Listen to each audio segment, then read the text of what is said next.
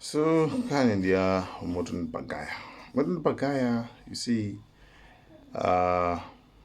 tikudzoka kana kuti zoti pali nkhani zimene zikuchitika komabe munthu usulanga khale kape kumbali zonse yayi. Sometimes umbali inakhala kape nthawi mbali inakhala dolo siungatheke kuti ukhale dolo mbali zonse yayi.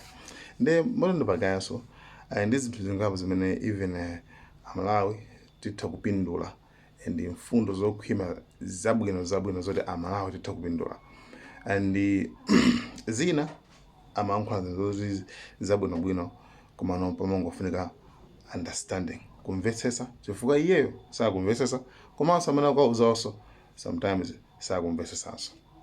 And the issue imeneyi ndi issue ikulu kwambiri chifukwa I've seen a lot of religious people from both Muslims and Christians pankhani okhuza ndi za umulunguzi.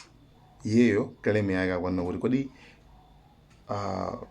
munthu wayi akumangwanena kuti mulungu actually wapanga zambiri kumangoti basi ndi mulungu sanafune wafuna bla bla nkhani ngati zimenezezi. Nde issue iyi ndi issue ina kuti zayipangira video special kuyilongosola kuti system yakayendetsedwa ka dziko ndi yotani and zapanga court kumbali zonse Bible and the Quran tizadziwa bwinobwino kuti pali zinthu zina zake we people are responsible ifeyo anthu fundament mazipanga and pali zinthu zina zake ndi mulungu kwa mulunguyo remember salakwitsa magawo onse amene iye walowamo salakwitsa magawo ambiri amene ife talowereramo timalakwitsa. Nde we cannot blame everything kuti ndi mulungu amene wapanga ziti zimenezo. Ndi subject yayikulu kwambiri yoti imakhala ndi ma issues nthawi zonse and sindofuna ndiyambe panopa komano you guys can give me okay tizayipanga imene tizakayambira bwinobwino nkhani okhuza ndi za umulunguzi tilongosole ndi momboni ake. Nkhani number 2 inene nkhani okhuza ndi kayankhidwe. Anyway, modern bagaya ali mtima ubongo chani zonse zinomikiza ndi pakamwa, no filter, no butt up, sanyengerera amangoyankhula zimene ziti akuganiza zimene ziti mutu mwake zili mumtima mwake. Mwabe sometimes we need to have break, we need to tikhale ndi break pakamwa tisamangotsegula pakamwa nthawi zonse kungoyankhula zimene tikuganizazo. That's very bad. Answer lamana apereka modern bagaya yoti kodi JB angaendetsa dziko li answer generally 100% correct kuti sangaendetsa chimamaenera kungonena kungopereka ma facts basi kunena kulongosola bwinobwino chifukwa zakuti koma usati JB is rubbish zona.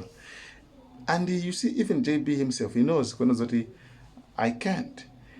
That's why anakuti ineyo munthu anayankha koma anapitiriza kusenza kuti point ndi zopitirizazo ndi zina langa linabwera pamene popo ndi munthu yakuti amene iyi ndi trash ine zimene zozo ndibe nazo vepi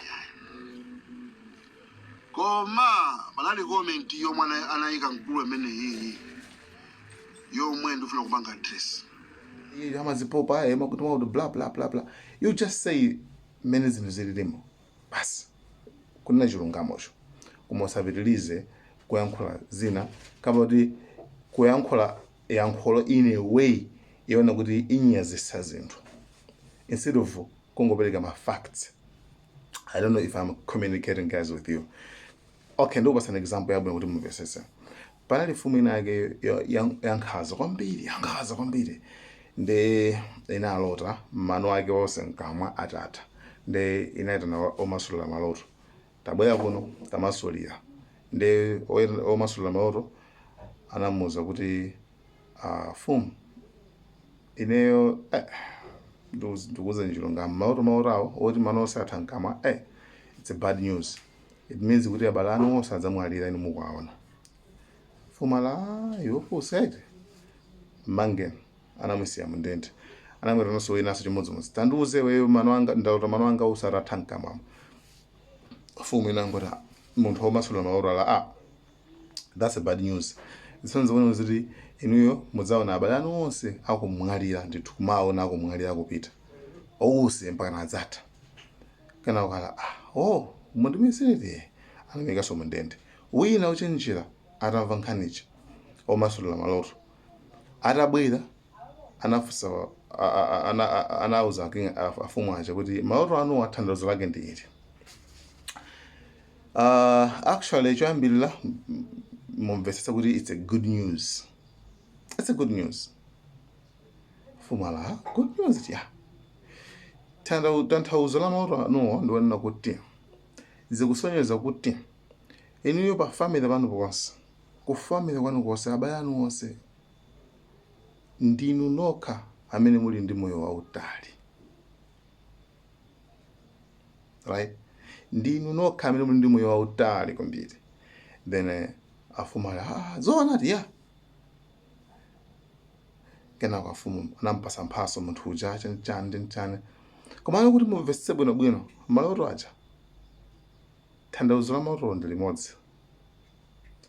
Tanthauzo la maloto ndi limodzi koma interpretation katanthauziridwe wina kuti bad news wina kuti good news. You understand?